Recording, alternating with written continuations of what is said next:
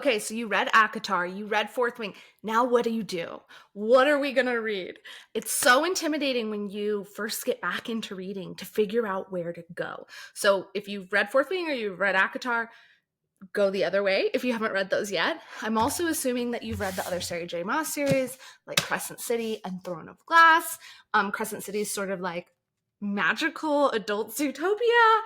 And Throne of Glass is, I don't know, a work of art, like truly a work of art. But it brings you into the fantasy genre in sort of a slow paced way within an assassin instead of just overwhelming you off the bat. Okay, so I'm going to break this down into two segments. First, we're going to go over the romance fantasy books, the ones that I think you're going to love if what spoke to you most in Fourth Wing and ACOTAR was the romance. And then we're going to go into sort of those fantasy deep dives as well, the ones where you're like, no, I really love the politics. I really love the magical creatures and the things like that. We're going to go into that as well. But first, a little bit about me. You might be here for my podcast, Fan Corner. If so, thank you. I'm so glad to see you here. You might also be coming from my TikTok pages, but if you're really, truly just new, right? I'm a Book Talk refugee. I have 34,000 followers over there, and hopefully growing. But as we know, Book Talk's feeling a little precarious right now. So I really want to break into the BookTube space. I've been watching more and more BookTube, and I feel like it's better in a lot of ways for those deeper connections. So I'm going to be posting more over here, but I've been a voracious reader since I was a child. I was traumatized, which means that I read a weird amount. Like the people where you're like, you did not read 300 books. And I'm like, no, but I did. I really did. That's the kind of energy that I'm coming to the club with. I specifically love fantasy books the most. That's definitely my niche down genre. I read a lot of other stuff as well, but I would say it's 95% fantasy. So this is definitely a world that I'm very well immersed in, and I'm a nerdy artist. So this is what I live and breathe every single day. And I read a lot of books so that you don't have to, so that you can read just the best of the books. So first, let's get into the romance one. I personally don't like the word romantasy. I think that it is dismissing these amazing women fantasy writers and punishing them for essentially just being good at writing romance. So I don't love that term, but that's a different video. So if you're a romantasy girly, though, if that's how you identify, or you're just like, I love a strong romance plot in my fantasy, these are some books for you. So first up, the Plated Prisoner series. I read this last year. I don't know how it's not more viral. I was shocked. And it's got like 6 books, 6 good sized books. It's sort of like a retelling of like Midas touch, like the king from like the parable that like turns things to gold when he touches them. It's a retelling of that, but like what if Midas was stealing the power, as men always do, from a woman? So it's actually a woman that he has just sort of caged up and convinced her that, oh, I love you, I whatever, but he's using her. And we watch her really taking back her own power. There's a really good romance in it. Don't worry, she won't stay with the toxic man. I always need to say that because there's like toxic in the hot way, and then there's like toxic. You know what I'm saying? I'll never recommend something like that to you. But this series was highly recommend. I don't remember which one comes first in it because I'm toxic. Okay, next I lent the first in the series to one of my best friends. But Losing Wendy, okay, T.A. Lawrence. This is actually an indie author. So wild plot twist. I think I saw them because their TikToks, like the concept of the book, which is basically like a dark Peter Pan retelling, Wendy Darling retelling, where she was like, her parents saved her life by like bargaining her away. So on her 21st birthday, so it is new adult, she gets like basically handed over to Peter Pan, and he's like the King of Shadows or something. So, it's got Shadow Dougherty energy. Captain Hook's a player. It's dark. It does not show rape or anything on screen, but I do want to warn everyone that it is dark. It deals with a lot of like suicidal ideation and like dark thoughts for me personally, where these are things I've struggled with. I found it really powerful. It also doesn't show things on screen, but it shows their thinking, and their thinking can be quite dark, if that makes sense. I still think and dream about this book, and it's been a long time. trying to know what's going to happen next. The next one comes out in like 2 months. So it'll be a good time to read this one. All right. This one gets talked about all the time, but in case you've missed it, The Invisible Life of Addie LaRue. Again, shadowed Addie. We're seeing a theme here. Apparently I have a type. But so this woman is trying to run away from, it's like old times. I don't know, 1400s. She's trying to run away from getting married. He's not necessarily a bad man, but she realizes she's giving up her freedom, and that's the only really choice for her in society at the time. And so she panics and she makes a deal with an old god who is kind of like the devil-ish, if that makes sense, to help her be free. And so he gives her essentially like immortality, but no one remembers her the second they meet her. Anyway, it has a love story. It deals with some really deep themes. This is honestly so beautifully written. I cannot recommend this enough.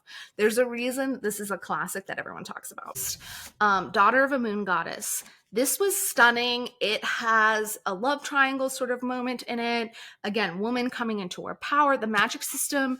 I had never read anything like this before. It was so like, it's fantasy, but it almost felt like fairy tale. Like, because the magic is based in sort of mythology and like gods and goddesses, and that added this sort of like beautiful like filter to the whole thing. But I think the twists and turns of this and the love story of this were very satisfying and cool, so would recommend this as well. Also, by the way, I'm so sorry my bookshelves look so sparse. It's because I stole all the books off to do this little bit.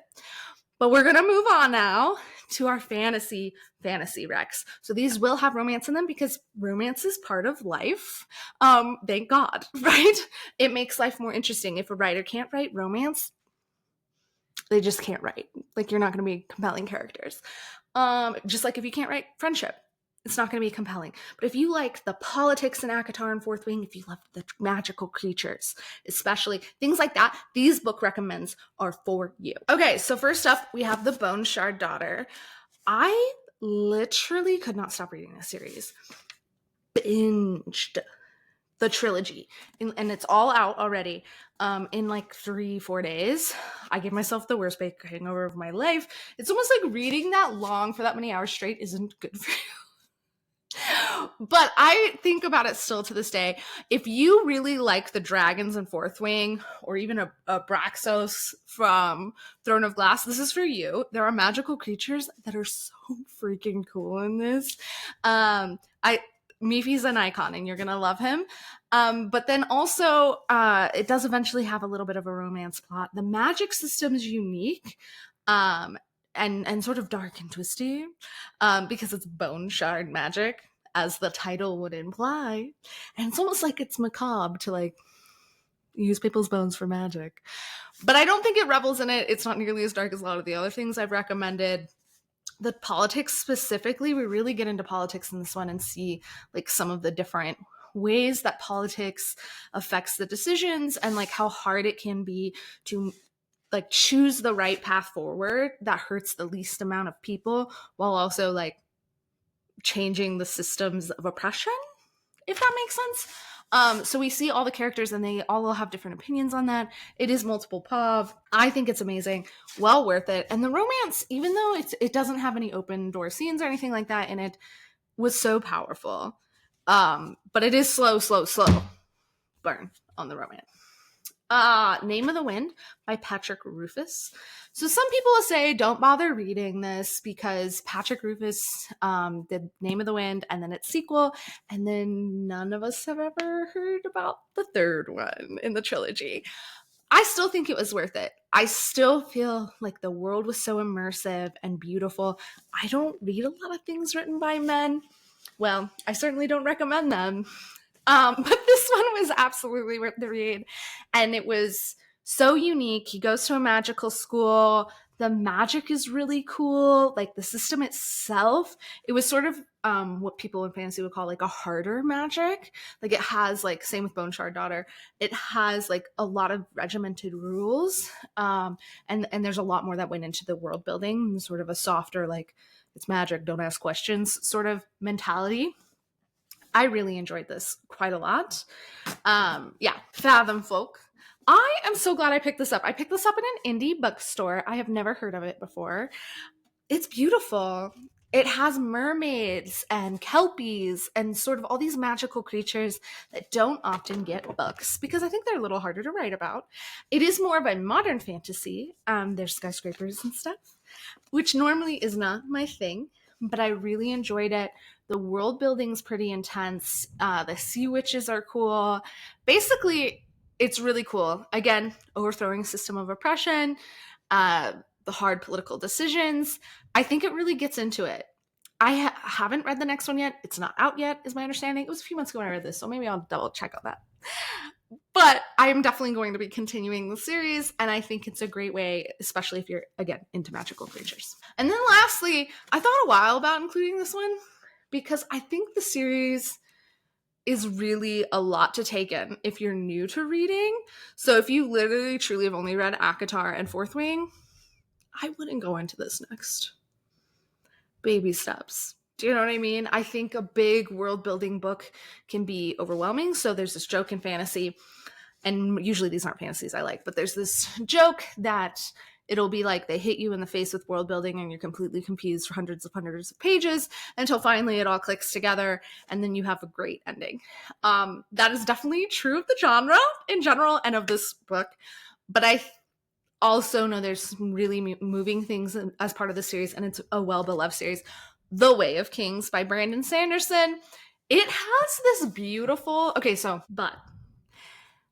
but there is one really powerful romance. It's very yearning. I feel like once they got together, it completely lost any sizzle. But the yearning, I know I'm a girly that loves some really strong yearning. There's yearning in this that is some of the most beautiful yearning I've ever read in a book. So there you go. But the world building is really intense. The stories it's telling are very important and very poignant. Don't buy the small paperback versions because the text is so small you will literally be like, SOS. But otherwise, this is really good. And then last but not least, I don't have a physical copy of this. I actually did this one as an audiobook, but I'm gonna call it out right here. Song of Achilles.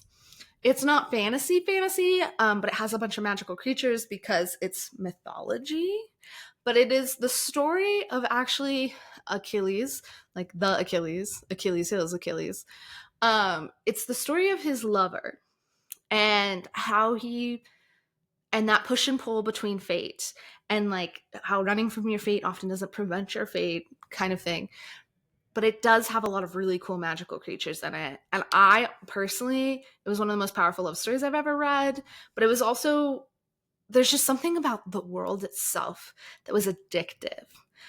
The narrator, I think a lot of like the like little clips that go viral on Book Talk a lot, the audio is often from the Song of Achilles because the narration is so beautiful. It's not how I normally ingest my books, but I am so glad that I read that when I had Scribd. I think they changed the name of that. I used to have a subscription to a thing that let you listen to a lot of audiobooks. Well, this has been fun. Tell me what you think of these books. Tell me of other books you want me to talk about. I know I'm working through my TBR slowly. Like, comment, subscribe. You know the drill, y'all. And have a very magical day.